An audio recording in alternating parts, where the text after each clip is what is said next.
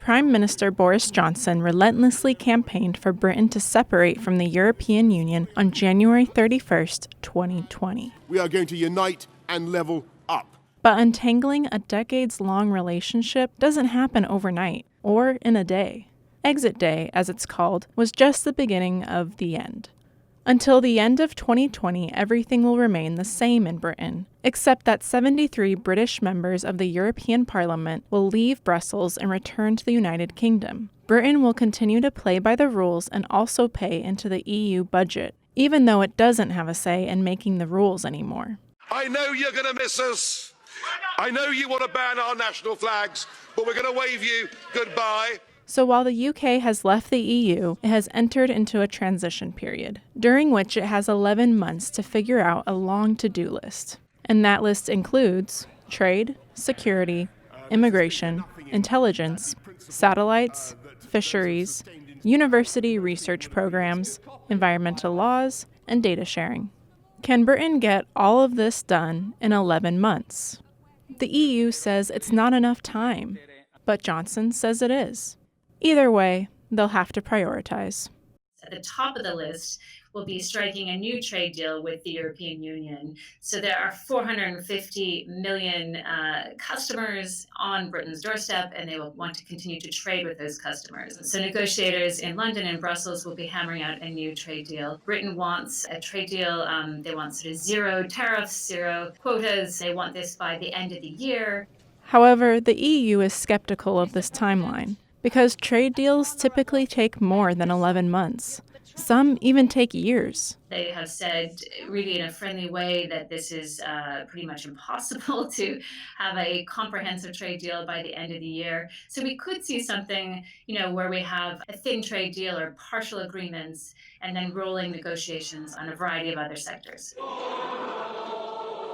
Britain's exit also means the end of freedom of movement, meaning after the 11-month transition period that ends at the end of December 2020, borders between the UK and the EU will no longer be open. So, for example, a doctor from France will have to go through the same hoops as a doctor from the United States in order to live and work in the UK. To mark this change, the UK is returning to blue passports, which is the color they were before it joined the EU.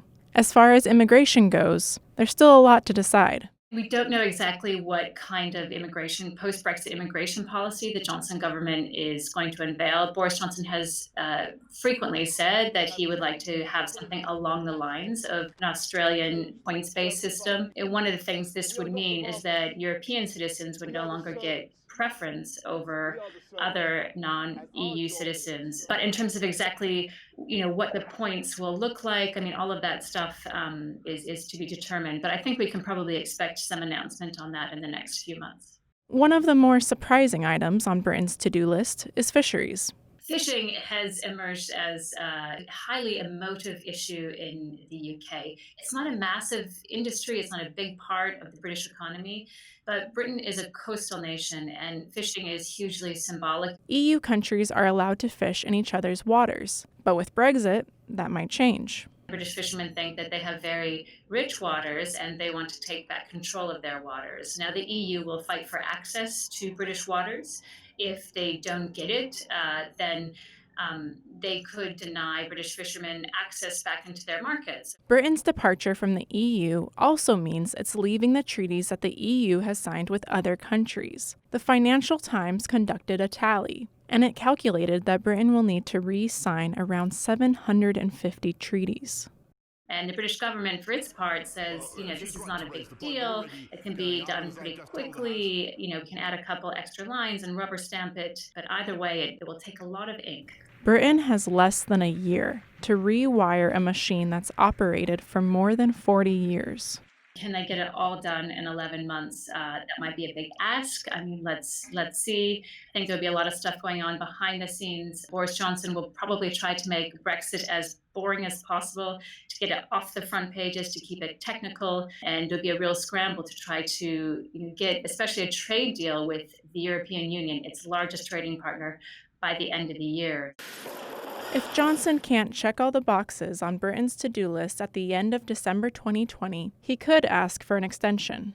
which Johnson says he doesn't want to do, but it could lead to a no deal departure. I think nobody entirely knows the consequences of a no deal departure, but experts have long warned that there could be serious economic consequences, at least in the short term. It's something that all sides have fought really hard to avoid. But if they haven't come to an agreement by the end of this year, and if the Johnson government doesn't seek an extension, we could be back at that cliff edge again.